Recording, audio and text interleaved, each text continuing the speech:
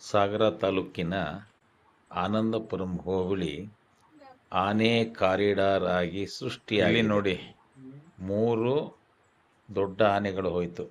ಅದರಲ್ಲಿ 2 ಗಂಡಾನೆ, 1 ಹೆಣ್ಣಾನೆ, 1 ಮರಿಯಾನೆ.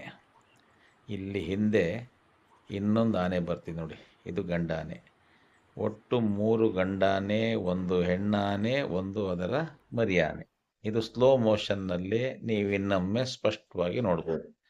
ಆನೆಗಳಿಗೆ ದಂತ ಇದೆಯಲ್ಲ, ಇದು ಗಂಡಾನೆಗಳು.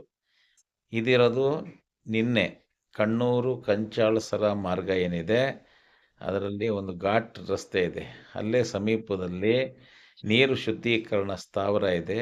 ಅದರ ಎದುರುಗಡೆಗೆ ಈ ಆನೆಗಳು ರಸ್ತೆಯನ್ನು ದಾಟ್ತಾ ಇದೆ. ಈ ರಸ್ತೆ ಅಂಬ್ಲಿಗೋಳ ಕಡೆಯಿಂದ ಕೊಲ್ಲಿ ಬಚ್ಚಲ ಕಡೆಗೆ ಸಾಗುವಂಥ ರಸ್ತೆನ ಅವು ಕಾಡಲ್ಲೇ ದಾಟಿ ಹೋಗ್ತಾ ಇದೆ. ಈ ಆನೆಗಳು ಮೊದಲ ತಂಡ ಅಲ್ಲ. ಮೊದಲ ತಂಡದ ಆನೆಗಳು ಬಂದು ತಿರುಗಾಟಗಳನ್ನು ಮುಗಿಸಿ, ಸಂಚಾರ ಮುಗಿಸಿ ವಾಪಸ್ ಭದ್ರಾ ಅಭಯಾರಣ್ಯ ಸೇರಾಗಿದೆ. ಇದು 2ನೇ ತಂಡ ಈಗಿಲ್ಲಿ ಸಂಚರಿಸ್ತಿದೆ.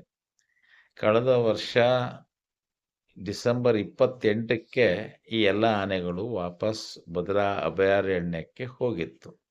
ಆದರೆ ಈ ಸಾರಿ ಆನೆಗಳು 2 ತಂಡವಾಗಿ ಬಂದಿರೋದ್ರಿಂದ ಈ ತಂಡ ಇನ್ನೆಷ್ಟು ದಿನ ಇಲ್ಲಿ ಇರುತ್ತೆ ಗೊತ್ತಿಲ್ಲ.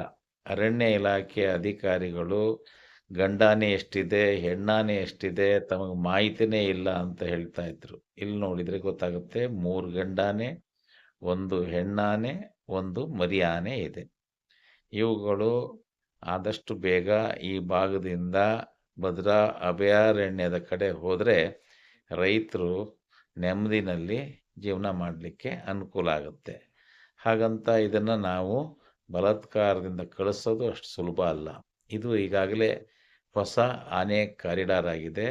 ಇನ್ನೂ ತಂಡಗಳಲ್ಲಿ ಆನೆಗಳು ಪ್ರತಿ ವರ್ಷ ಬರೋ ಸಾಧ್ಯತೆ ಹೆಚ್ಚಿದೆ.